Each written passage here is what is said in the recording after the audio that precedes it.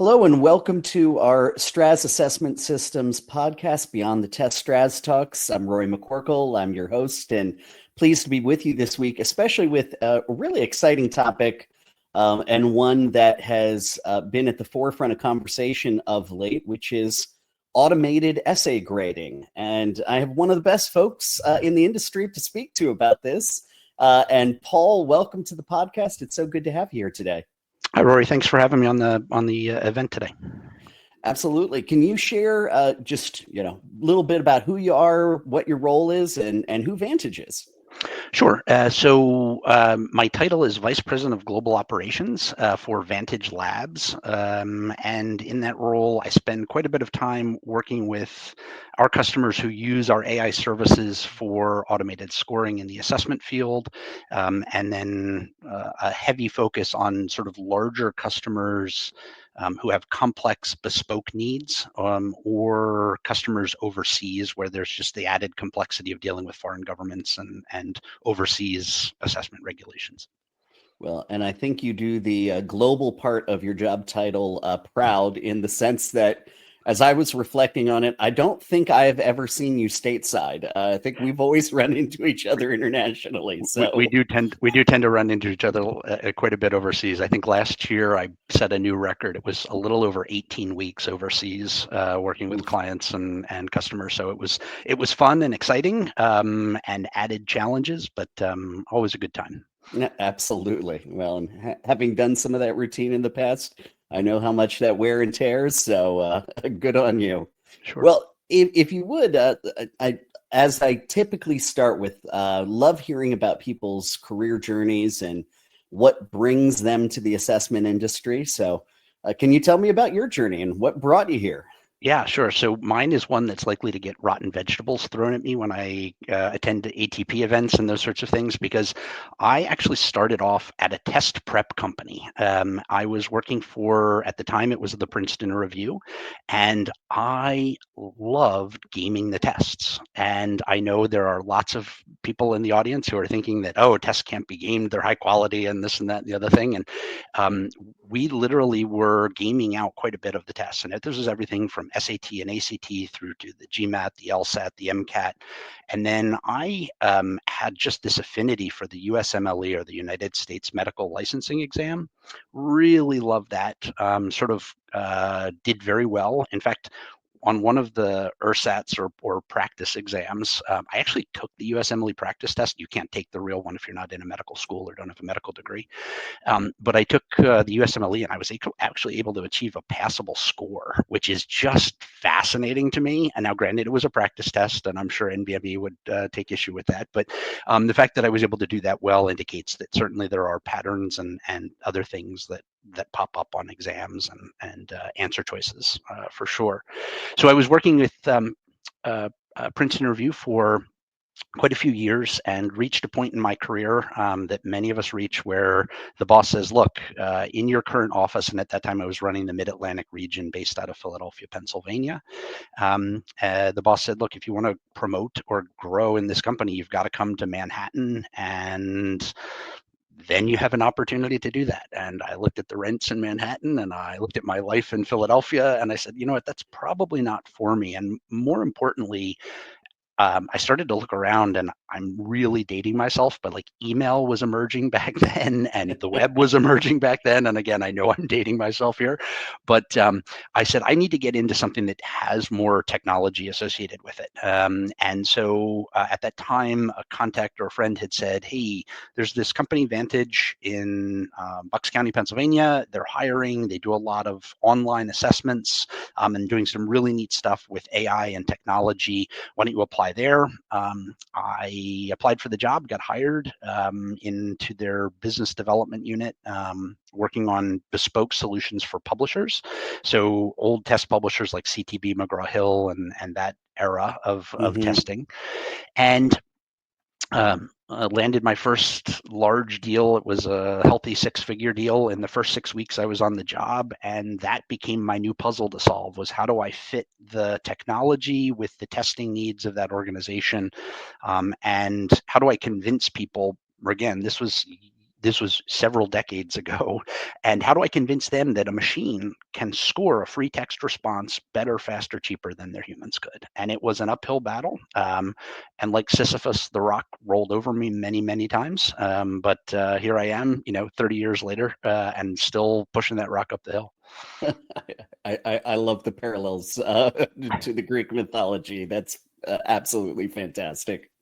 Well, the subject of automated scoring of essays and other types of short and long form written content has been incredibly hot the last couple of years. However, as you have just attested to, it's been around for decades. So yeah, I'd love for you to just share some of that experience on the history of essay grading, and why do you see it as having grown in discussion so much as a topic the last couple of years?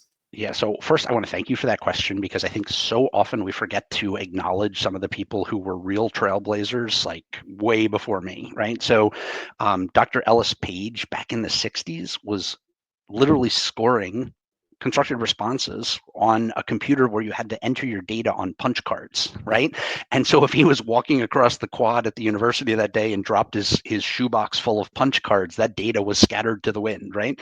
But back then he was getting reasonably good results, and that engine still exists today. And I'm sure it's enhanced and changed and evolved and become a significantly more powerful engine in the form of PEG, Project Essay Grader, that is out there. But Dr. Page got it started in the 60s. We have to pay homage to him when we talk about this subject. And Tom Landauer from University of Colorado Boulder area. Dr. Landauer got going and really pushed the boundaries even further. Along came ETS with an approach with their E-Rater engine and Vantage's telemetric engine. Now, we take a slightly different approach than each of those engines, right? Everyone in that time, for probably well over a decade, it was every time a project, a publisher or a testing organization was interested in trying it out, they'd have what we call the bake-off, right? The old school, every family bring a pie to the church event, and we'll see which pie wins. And it was really, they'd give us data, we'd model, and then we would have to score some blind papers and see how they go, and see who comes out on top. And we still do that to this day. We follow that process of these bake-offs. We're in the middle of several as we speak right now. And so the automated essay scoring has been happening for quite a long time. Vantage reached a point a few years back where we surpassed 100 million papers a year, or responses a year, that we're scoring, which is just a staggering number. Now, not all of those are high stakes, and certainly not all in the certification and licensure. They're iterative, writing development papers from students. But the fact is that people really started to sort of say, hey, look, this works, and I'm going to keep using it. During that whole era, one of the things that has happened that a lot of people hadn't talked about for a long time was that there was almost this, I'll call it like a black market for automated scoring, where some real high quality assessment organizations were using our services but wouldn't tell anybody, right? Don't tell anybody we're doing automated scoring, right? It's better than the humans, it's faster than humans, it's cheaper than the humans, but shh, we don't want to talk about that. And I think one of the reasons for that is that when you go to machine scoring, for the most part, I can't speak to all the engines, but for most part, I would imagine ETS's engine and Pearson's engine is similar on this, is that we often point out how just utterly bad humans are at this repetitive process of scoring the same responses over and over and over again. And I tell a story about this. My wife's a faculty member at a university in the area where we live. I'm not going to out that university for obvious reasons here. But there are nights where she teaches in a master's program, and she will assign a paper, and she gets those papers and they come in and she prints them all out, and she shrugs her shoulders, and that pile sits at one end of the dining room table. And she knows she's got a limited amount of time to get those graded. And so she eventually they work their way down to where she sits at our dining room table for dinner. And that night, if I don't have dinner on the table at the proper time, if the kids are fighting with each other, if she had a flat tire on the way home from work, or she stepped in a puddle and sits down to grade, that affects her quality, right? By the same token, right, if she's going to go into that scoring mad and it has a negative effect on it. People forget that humans are human and they're fallible and they have these issues. By the same token, there are nights where she'll pour herself a glass of red wine and start scoring papers. And boy, everybody does well on those nights, right? She's happy and relaxed, and everybody does. She's a little more forgiving, I guess. And the engine is really a true measure once it's trained and locked of how it's going. So we've seen this evolution where more people are willing to accept it and work with it. And certainly the emergence of the large language models has literally caused an explosion. In January of 23, when they were all sort of popping up, I was on one of my world tours and I could not get to every university that wanted me to come and give a talk that in the last 5 years had said, we're not interested in AI, we're not interested in AI. Suddenly everybody wanted, how are we going to score these papers? How are we going to use GPT or one of the other LLMs to score this? So it was like a lot of industrial revolutions. It was this hockey stick curve that just like, no, like off the charts jump. And people say, gosh, do you feel bad about that? I said, no, this is great because people are at least willing to talk. I said, now what I'm having to do, I had to push them forward. Now I'm going to have to rein them in a little bit. So when I talk about AI scoring, there are three types of people. There are the Luddites, the people say, never, over my dead body will I use automated scoring. There's the Icarus crowd who go way too far, way too fast. Oh, ChatGPT can do anything in terms of scoring. Let's go there, today. And then there's everybody else. And that's the group that we find is really best suited to this. The groups who say, hey, we have an assessment program. We've always had gold standard things around reliability, validity, and the quality of our program. How do we then apply the AI in that knowing that it's got to be highly reliable, highly valid, and a high quality assessment? So that's a little bit about the history and sort of trying to cover from 1960s up to 2025. It's a bit a long journey, but it's been a fun one. Well, you did a great job at covering that in a flash, and I have to say, I think one of our introductions was when you were telling that story about your wife as a faculty member, and it brought me back completely to my time as an adjunct faculty at another university that I'll let remain nameless in the Philadelphia area. And just thinking back to all of my research methods papers that I would have to grade brought back that comparison exactly. So I think that is an apt analogy for the variance between the two methods. Now, Paul, I mean, for those who may not be familiar, really, how does automated essay grading work, or at least work at its core for the models that the model, that Vantage uses?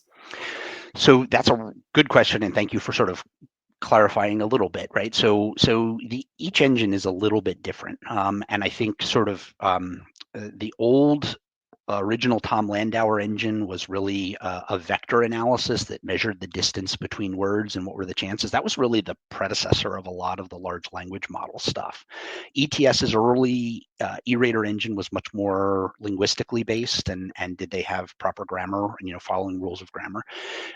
Intellimetric follows a model that we use a metaphor from a developmental psychologist named Hollis Scarborough. And Scarborough is really well known in the literacy field because she simplified how the human brain reads. And when you think about the human brain reading, she describes it and uses a metaphor called the reading rope.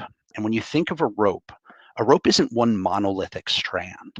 It's a little strand that gets woven into another little strand that becomes a bigger strand, and all these different components. And that's how Scarborough talks about the human brain reading.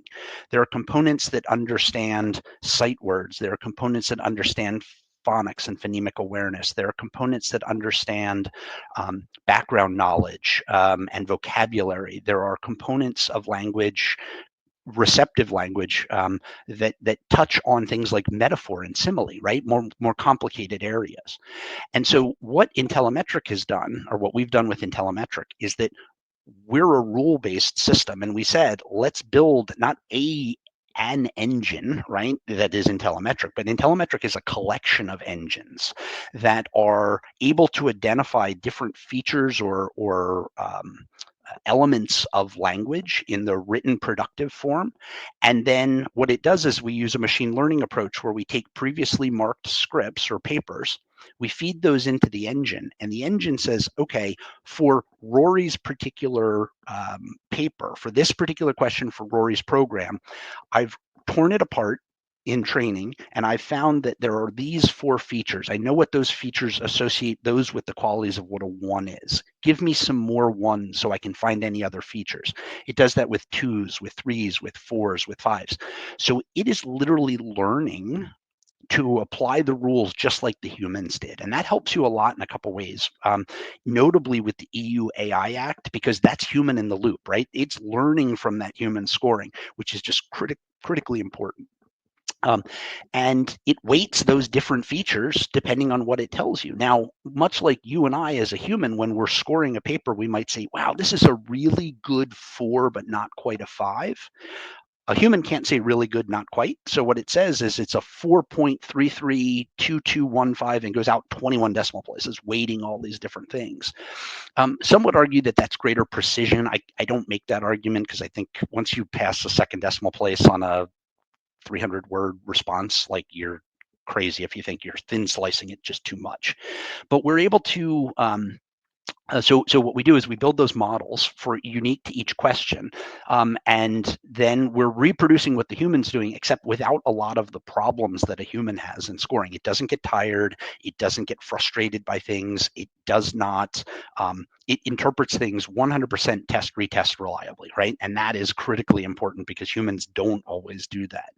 And so we use that reading rope model. We then lock that particular scoring process for that question, and then we can fire off essays to it. So in that scenario, exams like the GMAT exam, we have been scoring both for GMAT and ACT. We've been scoring responses for those 2 organizations for literally over 20 years, and the models haven't changed, and they still score true to the rubric, and they don't get tired, and they're still cheaper than the humans, and it's just been a good overall process. So that's how Intellimetric works. It's a rule-based system looking at over 500 different features of productive written text.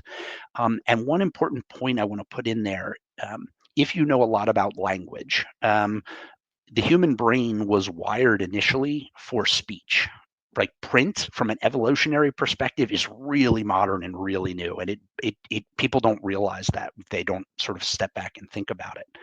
And because of that, we've actually built into our engine phonemic awareness. So it understands sight-sound correspondence between letters and words, and the sounds that they make, so that it can then build that into phonics-based. So if there is a typographical error, a spelling error, we can oftentimes say, much like a teacher would, that say, oh, I see what they did here. They spelled this word slightly differently, and model it that way. So the only other component I would mention is that because we train from a locally sourced training set, while Intellimetric is a largely American engine, right? We built it here.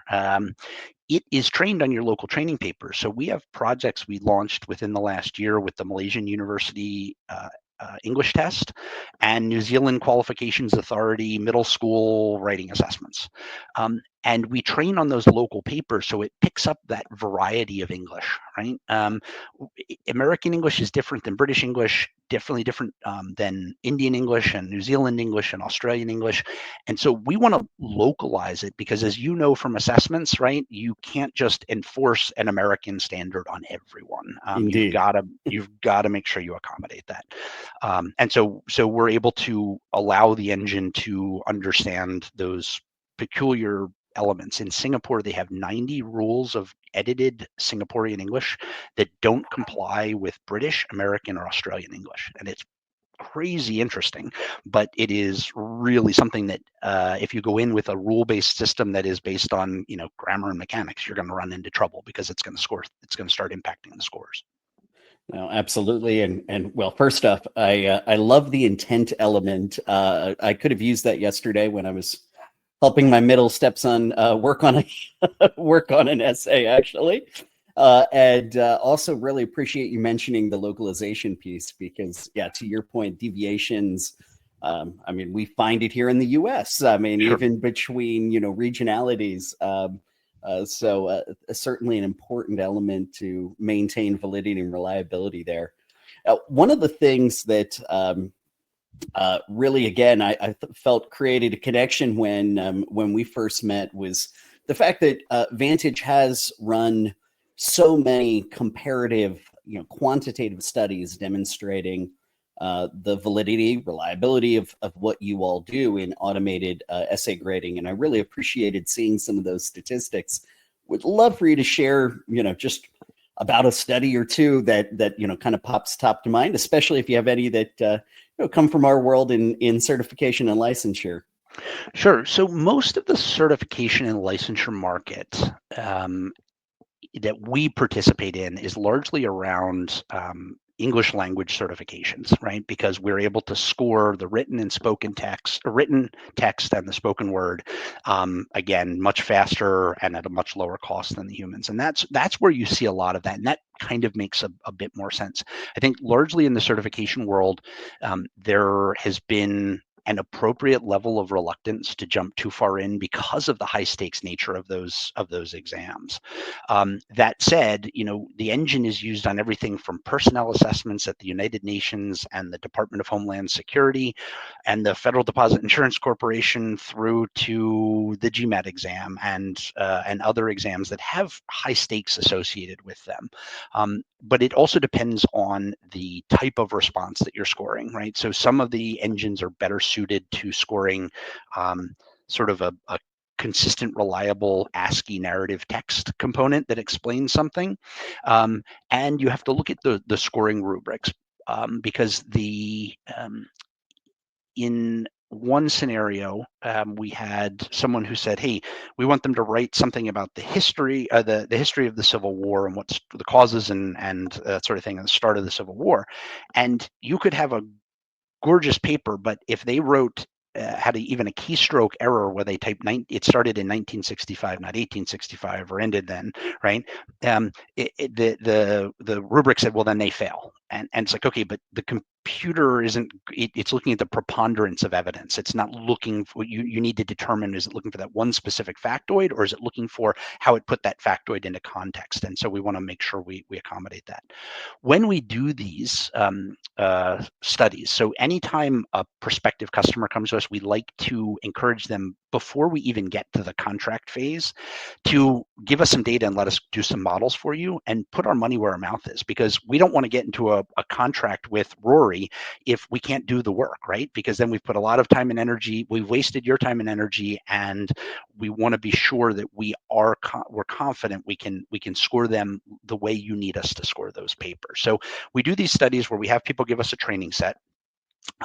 And we will first off build the model. We'll do a little tweaking of it here and there. And then we've held out 50 papers from that training set, and we do a subset cross-validation. So we basically go back and have the engine score those 50 papers, and we put them into a confusion matrix. If computer scores down the left side, human scores across the top, and we look for essentially a relatively straight diagonal line from top left to bottom right. And then we look at the exact match, adjacent match, discrepant match, and super discrepant match, and really try and heavily focus on the exact and the adjacency. And that's where even if you decide not to use automated scoring, you can benefit from doing a model like that with us, because what you'll find sometimes is that your rubrics, as even though you've used them for years, there are gaps or holes in them, or gaps or holes in how the humans are interpreting those. And it shows up because the computer is a straight line. Whether it's right or wrong, I don't want to debate at this point, but it's a straight line. And that straight line is going to tell you something. If it's consistently high, you know that your humans are, consistently, scoring things a little bit low. They're interpreting things a little more harshly, or, any one of those differences. So we also have found with some customers where they'll tell us, oh, we have a 5-point scale, and we go and we model it, and then they say, well, you didn't include the half point scores. Well, they don't have a definition for the half points, and so a half point on it makes it a 9-point scale, really, not a 5-point with these half points, because they're not actually defined. So you get a chance to really clean up and fix a lot of what might be a little bit fuzzy with the way the human process is, even if you never use the automated scoring. We then look at several different statistics. We look at a Pearson, a kappa, a quadratic weighted kappa, and a Matthews correlation coefficient. We're big believers in the Pearson, because the Pearson is telling us, is it generally tracking with what the humans were doing? And if it's consistently high or consistently low, then we have a math problem on our hand. We don't really have a broken rubric or anything like that. You can literally mathematically adjust and fix that. Quadratic weighted kappa is loved by a lot of people in the industry, and I will share full disclosure. I'm not a psychometrician. I'm not a statistician. I pretend to be one many times. I was just going to say you are probably the first non-psychometrician to appear on our podcast to cite that type of complexity in statistics. So kudos. Right. So in particular, overseas, we score millions of papers down in Australia, and they love the quadratic weighted kappa. And I always argue, the quadratic weighted kappa, for those of you in the audience who may not know, it disproportionately penalizes you the more wrong you are, right? If you're off by 1, it's a little bit of a penalty. If you're wrong by 2 or 3, it's a harsher penalty, and so on. And I argue, if you're wrong, you're wrong. That's dichotomous, right? Like that's my view on it, and I get the measurement issues around that. But I'm sort of like, quadratic weighted kappa. If it comes out great, awesome. If not, like it's you have to look at deeper dive there. And then more recently, I just an homage to one of the giants in our industry, Larry Rudner, who passed away a few months ago. Larry was working on a project with me a short while ago. And he said, you know what, we're adding a new statistical measure to your package, Paul. We're doing Matthews correlation coefficient. And Matthews comes out of, I believe, his conversations with his lovely wife, who is a biostats person. And it's largely from the biostats world. And what it does is it corrects for the false positives and the false negatives that you get when it's scoring. And so we look at those various measures. People always say, well, that's so many measures. Why? Because there's lies, damn lies, in statistics. And I want to know that the model is good and there aren't any holes or gotchas if we go live with this, because after we build these models, we do our subset cross validation. Most clients will say, here are an extra 100 papers or 500 papers that we're not giving you the scores for. Score them, and then we'll check you to make sure you're legit and right, which is totally fair. We don't have a problem with that. And so we do these. We do these validation sets for clients. We prove that we can do it. And then we start talking about some of the fun stuff, like tuning for off-topic responses, or responses that are can't be scored for a number of reasons. Things like too short, written in a foreign language, written in code. We have a system called ViAlert that can indicate if a candidate may do harm to themselves or others. And just a sad commentary on the US market, because we're obviously very large here, we get about 1 suicide note a month, where we can literally flag that paper, call the school, and have a school resource officer or counselor with that student in minutes, right? And that is game changing for that student's life. And so, or that school and that community. So we do some tuning around the off-topic things. How much we get a lot of papers where more sophisticated students will throw in French phrases or sentences, je ne sais quoi, and those sorts of things. And sometimes the engine flags on it. We have to sort of crank the rheostat down and say, nah, that was actually really sophisticated response there by using a French turn of phrase.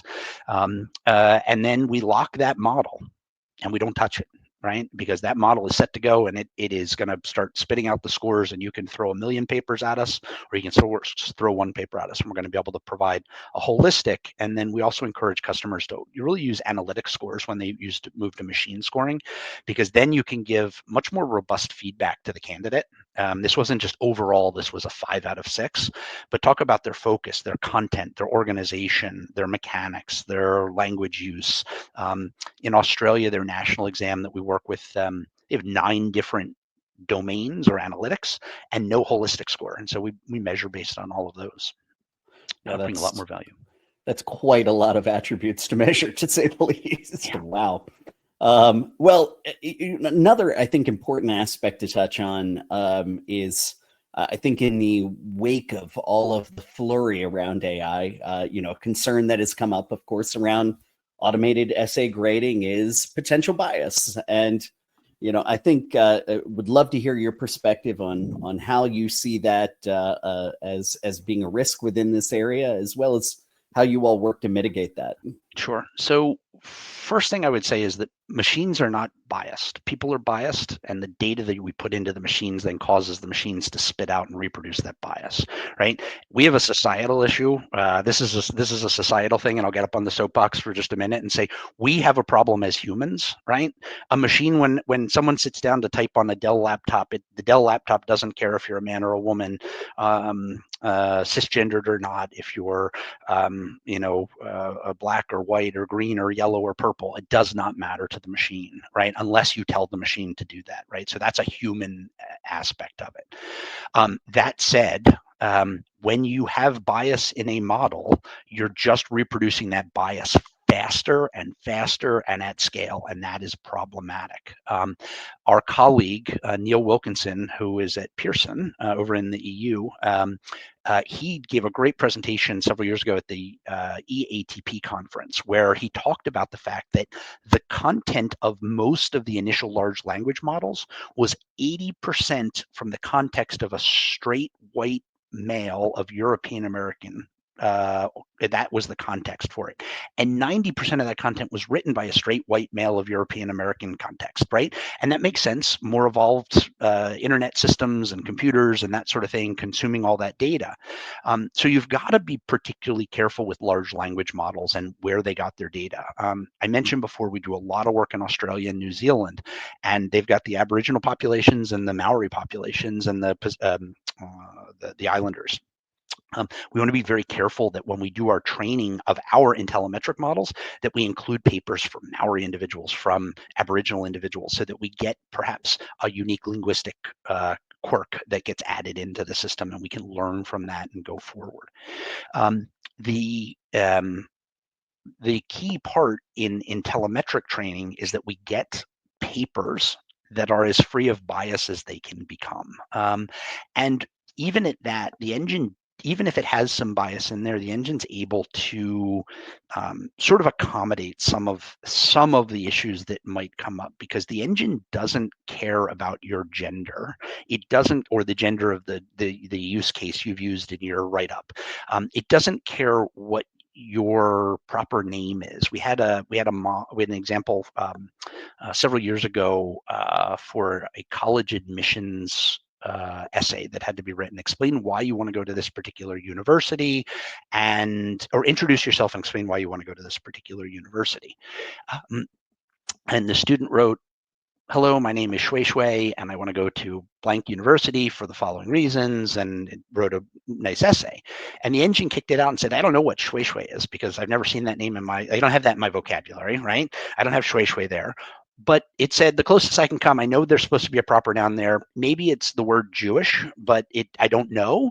But it didn't matter, because it said I need a proper name there, and Jewish is a proper name, and it fit the mold, and it didn't affect the scoring at all. So it doesn't care about the ethnicity of your name. I have a very generic Paul, right? But there are people who are concerned in our work in the Middle East that, what if it says, Muhammad or something like that? Is that going to can count against me?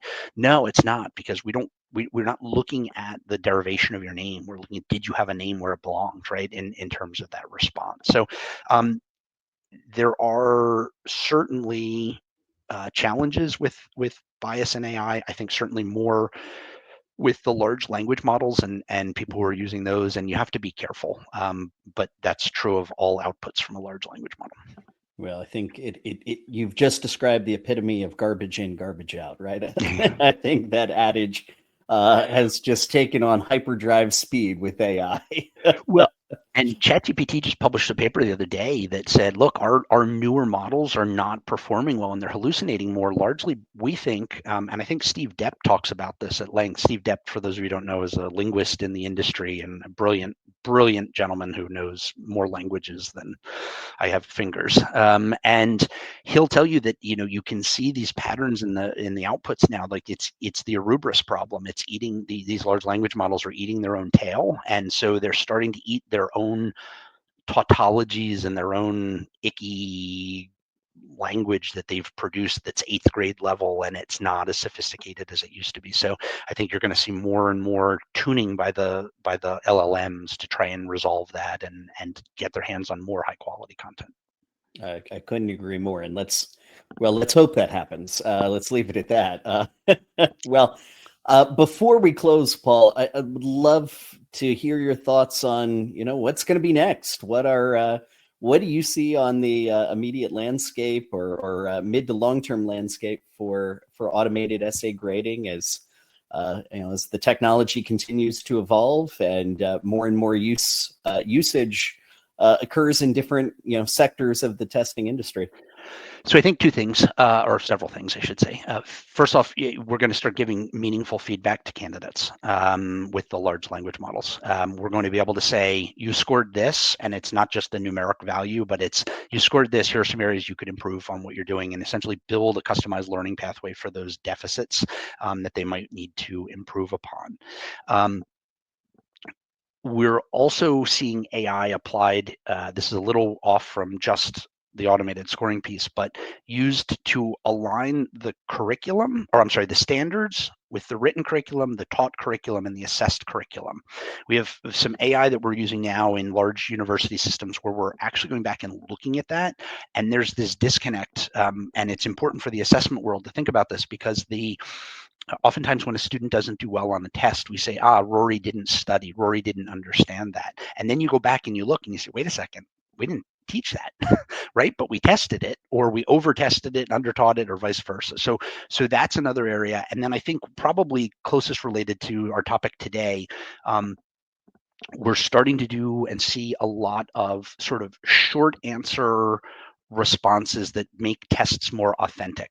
So we do this in everything from HVAC to surgical training. And now I know those sound like widely different areas, right? But the reality is when I show up in the emergency department and tell the doctor I have pain and tenderness in my lower right quadrant, it's not a whole heck of a lot different than diagnosing when the HVAC repair guy shows up and says, there's no cold air coming out of my vents, right? You have to problem solve. And so we ask a question, and now we can classify the responses, a short response, 1 word to 8 words, classify that and take them down different pathways so that you have a best answer, sort of gold standard, but then you have maybe 10 or 20 good but not best answers, and where does that take them in that learning journey or that assessment journey? And then you've got untold number of wrong answers. And I think the AI being able to classify and score those responses is going to make for really interesting in-basket exercises.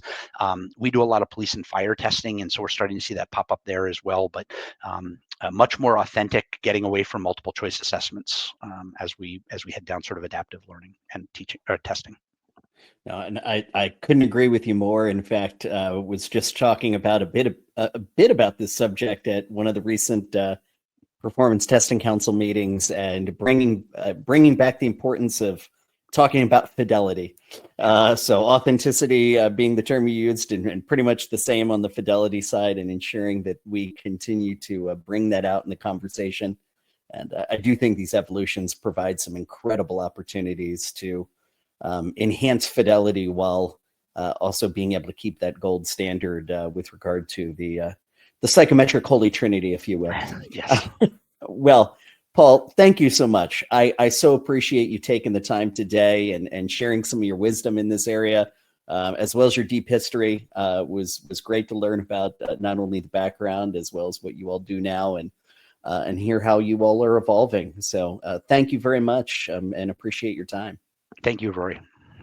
And for those who have made it to the end here of the podcast, thank you very much as well for watching.